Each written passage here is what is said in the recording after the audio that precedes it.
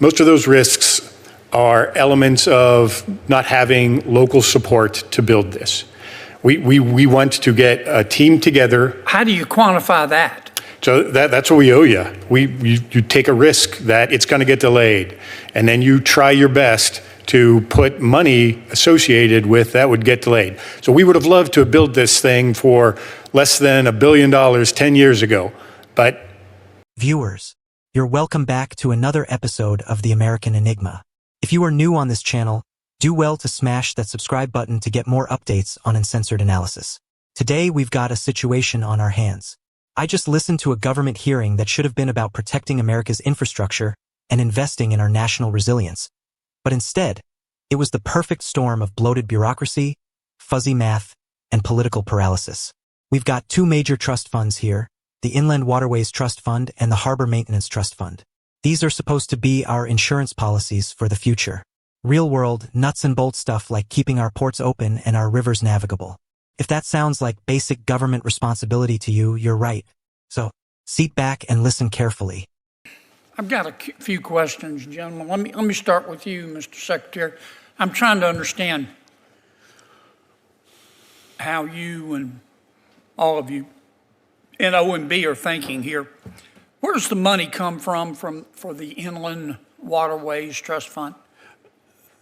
Senator, it's principally raised by a tax on the diesel fuel used in the tug and barge industry.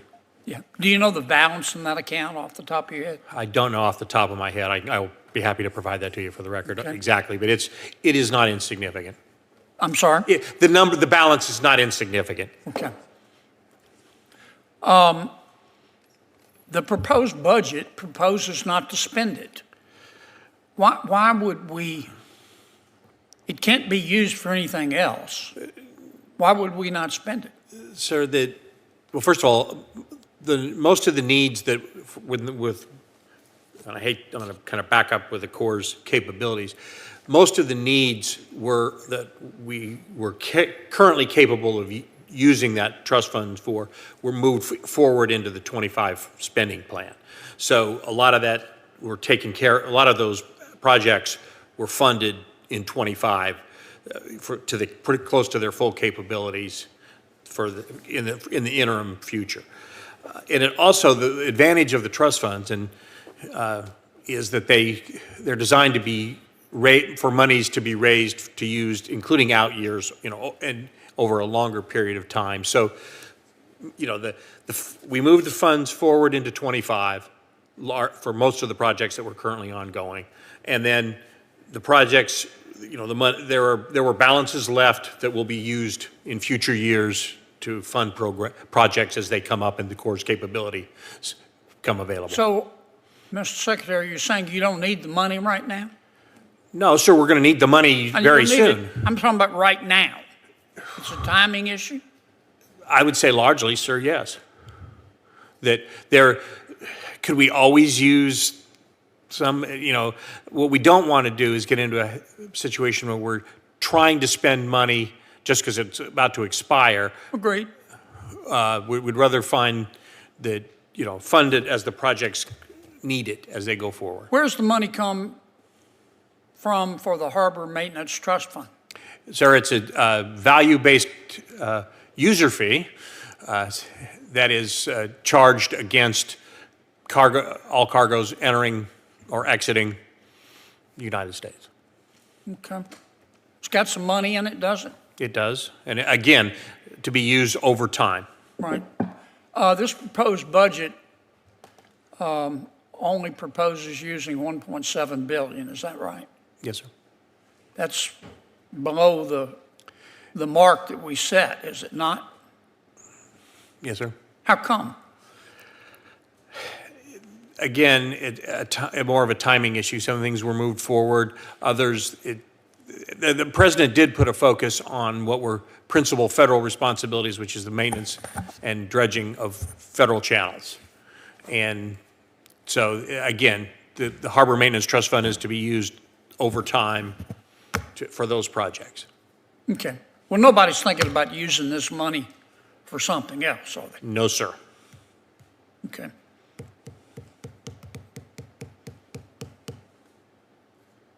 General, I want to ask you a question about bringing these projects in on budget and on time. I know you said it was engineering. We got to get the engineering right, project management right, team right. Let me give you an example. I'm not going to beat this to death, but and I'm just picking a project. We've got a lot of projects in Louisiana, just like Alaska has a lot of projects. Everybody has a lot of projects. But the Inland Harbor Navigation Canal in New Orleans. 10 years ago, we projected it would cost about $951 million. Now the cost is up to about $4.7 billion. And the course says it will take 14 years. I mean, I understand inflation, but why? And I'm using this as an example. So Senator, the Inner Harbor Navigation Canal down there, where the intercoastal waterway bisects and gets across and up onto the Mississippi River is absolutely key. And you know the history that we've had on multiple lawsuits and injunctions over the years. A lot of it built from the lack of trust from the local communities, particularly the lower Ninth Ward. I know. So that cost estimate, and for everybody listening, that IHNC is also part of the flood protection for the greater New Orleans area, the river-facing gates. So it's imperative that we get this right. And what I told the district to do is to make sure that they have put in their cost estimates the risks associated. And most of those risks are most of those risks are elements of not having local support to build this. We want to get a team together. How do you quantify that? So that's what we owe you. You take a risk that it's going to get delayed, and then you try your best to put money associated with that would get delayed. So we would have loved to have built this thing for less than $1 billion 10 years ago, but the court cases have prevented us from doing that. The lack of trust from the citizens of the lower Ninth Ward have prevented us from doing that. So we're trying to build that trust so that we don't end up in this infinite loop of litigation. I got it. All right, Senator Murkowski's here. I want to ask you one more question. And you're well aware of all this. For whatever reason, sea levels are rising. Our land in South Louisiana is sinking. Part of that is because over time, sediment becomes more and more compacted. Where did that sediment come from? That sediment came from the Mississippi River, which used to overflow, which was a blessing and a curse. But our Corps did an extraordinary job at our request of levying the Mississippi River. We weighed the cost and the benefit and said the right thing to do here is to levy the river. Well, that obviously stopped the sediment. Okay? Let me break this down for you like the mainstream media won't. Now, guess what? The Biden administration's budget says, let's not spend that money. Not now. You heard that correctly. These trust funds, paid for by hardworking Americans and businesses through fuel taxes and cargo fees, are just sitting there. Now I ask you, if not now, when? According to the Secretary, it's all about timing. Timing, you know what that means? That's Washington speak for, we don't want to deal with it right now. Let me translate that for the folks at home. They've got the money. They're just not using it. That's like your house is on fire, and the fire department shows up and says, yeah, we've got water in the truck, but we're saving it for next year's fire. Now about Louisiana. This hearing featured a deep dive into the Inner Harbor Navigation Canal project in New Orleans.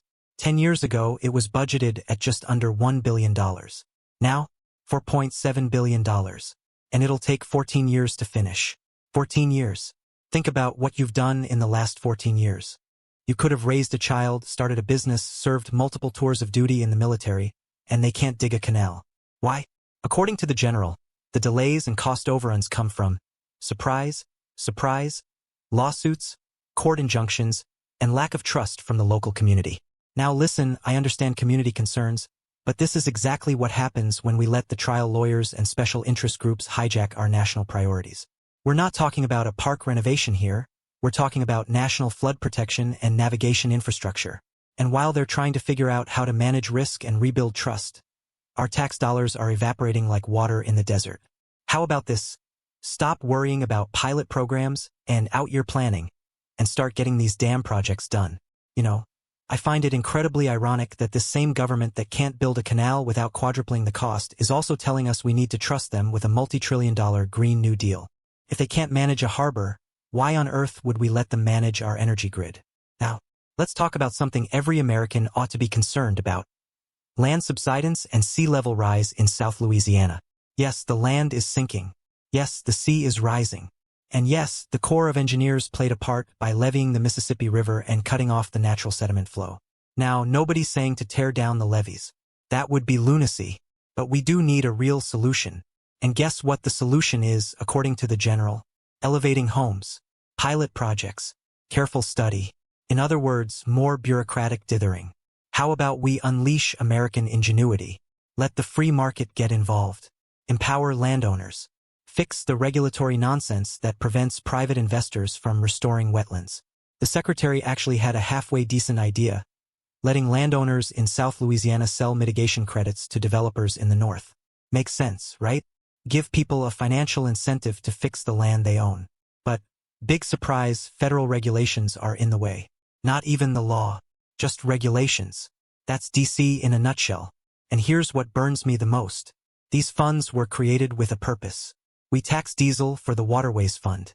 We tax cargo for the Harbour Fund. And now, with these accounts flush with cash, the Biden administration chooses to sit on the money. What are they waiting for? Climate change? Rising sea levels? Floods? We've got all that right now in Louisiana. This is not about lack of money. This is about lack of leadership. Folks, this is exactly why we need America First policies. Spend our money on our infrastructure. Prioritize our needs. Cut the red tape, finish the job, and quit treating taxpayer dollars like monopoly money. We don't need more equity assessments and climate commissions. We need shovels in the ground, dredgers in the harbors, floodgates that actually work, and Americans who are not living in fear that the next hurricane will wipe out their homes because some judge in DC blocked a flood control project. To the people of Louisiana, and to every American whose community depends on infrastructure that actually works, we hear you. The bureaucrats in Washington might stall, but we will hold their feet to the fire. Don't forget what's happening here. This isn't just about canals or coastal erosion. It's about whether this country still works, whether we can still build big things, whether we trust our people to solve problems, or whether we leave it all up to the feds to drag their feet while our towns sink and our dollars burn. And I'm not suggesting we take the levees down, by the way. What do we do? We're not going to take the levees down. The land's sinking. There's no new settlement coming in. The settlement's becoming more compacted, and the sea levels are rising. What would you do if you were king for a day? General, let me start with you, and then I'll ask the secretary. Sure. Chairman Kennedy, so some of the projects are that we have a tremendous amount of non-structural projects going on in South Louisiana. And I'm not asking you to comment on any particular project. I get all the politics and the wailing and the national gnashing of teeth, right, and everybody's bowels are in an uproar over which one's the best one. I get that. I'm just asking you, what approach should we take? So raising homes to deal with sea level rise coming up and the land sinking, that non-structural approach is a tool that we're starting to execute at scale in southern Louisiana. What we're also taking a look at is supporting the state of Louisiana in whatever settlement diversion paths that it's choosing to take. We had, they had applied for a permit and granted it. Do you think it. Settlement diversion works?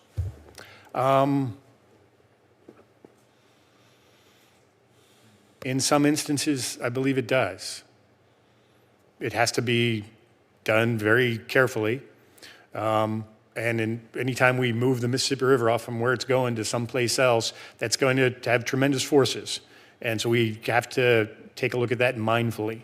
But I believe we have the engineering expertise, and working in conjunction with the state, I believe that we can use that tool effectively. Now, do you, on this sediment diversion, are you saying we should do it in small amounts?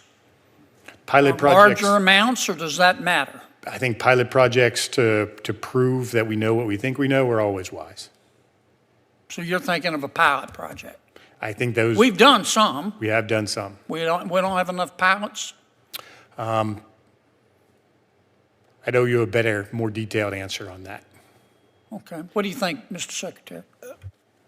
Senator, I certainly agree that the Corps' expertise in moving and doing sediment projects and doing a traditional Corps approach will be one of the tools that has to happen. I think we need to think about the other side of some of the stuff the Corps does, and that's using the regulatory program to create some incentives for the private sector to do positive things. For example? I'll use a perfect example in South Louisiana. Right now, in the 404 program, we cannot give a mitigation bank credit for preventing subsidence losses of wetlands. Those coastal wetlands losses are amounting to about the only losses nationally in wetlands resources. But we don't have a mechanism now between, I don't think it's law, it's really regulation, that would allow someone, for example, there are several large landowners down there that at a relatively low cost, a few $1,000,000, could, barrier the breaches that have been into the coastal wetlands for a long time, and that would stop some of the saltwater incursion, which accelerates the wetlands losses and some of the subsidence. But if they could sell credits for 404 purposes for elsewhere in Louisiana, that would provide the economic incentive for doing that. But we can do it, so now you've got people in South Louisiana going up to North Louisiana to buy credits, to do development. Gotcha. There's a mismatch. We need to find some more creative ways to use the regulatory system in a positive manner to help. Okay. I want to sit down. We'll sit down and talk about that. Absolutely, Senator. Thank you for your creative thinking. I want to be sure I understand you, General. You think diversion works? I believe there's cases where it can be part of the solution. Yes. You think it can work in South Louisiana? Yes. Okay. Senator. Now, our own government sat on billions in trust funds while communities were collapsing around them, and taxpayers got stuck footing the bill. You heard me right. Trust funds, bills, stalls, and excuses. It's time to call it out loud and call it out strong. Firstly, the untouched trust funds. First, a primer for anyone joining us late. Congress created the Inland Waterways Trust Fund, paid for with a diesel tax on tugboats and barges, and the Harbour Maintenance Trust Fund, funded by cargo fees. These are hard-earned dollars from the backbone of America's transportation system. Real work, real money. But when we ask them, where's the money? Their pompous answer, it's not the right time to spend it. Viewers, that's not leadership. That's cowardice. That's Washington speak for, we're profiting off your money while delaying the work you need. You pay, they pocket, and they wait. Secondly, pretending timing is a strategy. They explained, we're timing the projects, shifting them into FY 25. What a joke. Timing? Inflation doesn't take time off. Labor costs don't drop. Materials don't get cheaper. Ever. If anything, waiting just amplifies the bills. This isn't financial discipline, that's deliberate planning to stall. And don't act surprised that when they finally do spend it, costs have quadrupled, delays have ballooned, and human impact has skyrocketed. Thirdly, a $4.7 billion canal?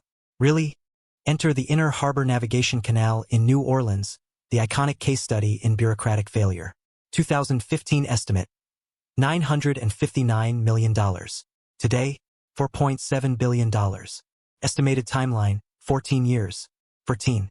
Long years. That's longer than 2 presidential terms. Longer than some of you watching did active duty. That's unacceptable. They said lawsuits and community distrust are to blame. Well, how about building relationships before building canals? How about skipping the catering to trial lawyer theatrics and getting the job done? When government listens more to lawsuits and special interests than American taxpayers and workers, that's when we break. On the fourth, without leadership, costs skyrocket. You want to know why the cost quadrupled? Because they allowed it to. Because there was no plan to build trust, communicate with locals, and set realistic boundaries. Instead, they opened the barn door and let the critters run wild. Let me lay it out simply. If bureaucracy is the cancer, then tardy, timid leadership is the tumor. You have the money, you have the manpower, but you don't have the guts to use them. Fifth, nature's fury versus man's failure. Then comes the bombshell. South Louisiana is sinking. The levees stopped the sediment, and now the land keeps sinking while sea levels rise. This isn't science fiction. It's happening now. And their response? Raise homes, pilot programs for sediment diversions, maybe do big projects later. That's not leadership. That's putting a Band-Aid on a stab wound. On the sixth, the pilot program delusion. More pilot programs? Please. We've handed government millions of taxpayer dollars promising to pilot solutions, and we get more reports, more waiting, more consultants, more pinky promises. Meanwhile, your house sits in water, your community rots from within, and the bank accounts of hardworking Americans drain, doubling down on government stalling. On the seventh, private sector held hostage. Now, here's the one part of the hearing that gave me hope. The secretary said private landowners couldn't get credit for stopping land loss under current rules. That's insane. If a farmer or small business owner got out there and restored wetlands, stopped saltwater from creeping in, and helped protect the coastline, they should be rewarded, not ignored. Instead, bureaucratic red tape criminalizes them for thinking of solutions. This isn't America. It's DC gone mad. Private enterprise is the engine that moves this country forward, but only if we stop tying it down with chains of nonsensical regulations. On the eighth place, money paid, work undelayed. Let's repeat. Americans paid those fees. Americans financed those trust funds. And Americans deserve to see the work completed, not see the funds languish while bureaucratic excuses pile up. Every project delayed increases the bill, and every extra dollar spent is an insult to taxpayers' sacrifice. We should be applauding them, not letting them hemorrhage. On the ninth place, patriotic solutions instead of paid pilots. What would a real leader do? Start full-scale sediment diversion now. Legislate mitigation credit markets for private landowners. Bypass the stall tactics, order the Corps to get shovels in the ground. This is how we win. Not by endless committees and assessments, but by daring, bold, targeted actions grounded in American grit and ingenuity. And the last but not the least, cosmic opportunity for reform. Viewers, hear me loud and clear. This hearing isn't just about water and trucks. It's about who runs this country. It's about whether we empower bureaucrats who delay or patriots who deliver. We've got trillions in federal coffers. We've got willing manpower, American grit, and robust private sector might. What we're missing is the courage to act. If you've had enough of endless delays, excuses, and quadrupling price tags, it's time to stand up. Demand an America First agenda. Fund projects now. Stop letting bureaucrats delay. Let private citizens restore and protect their land. Hold Washington's feet to the fire. This isn't just politics, it's about leadership. About whether we trust everyday Americans to solve problems or keep handing it to Washington careerists who can't build a canal under budget or on time. We built the Panama Canal faster. We landed on the moon. We cured diseases. We went to war without fear or hesitation. We can fix flooding and sinking land. We can protect our harbors and waterways. We just need the will. So hit that like button, share this video, subscribe to the channel, and drop a comment if you're tired of Washington excuses and want to see real American solutions. Because this country doesn't run on bureaucracy, it runs on patriots. See you on the next episode of The American Enigma. God bless you. God bless the great state of Louisiana. And God bless the United States of America.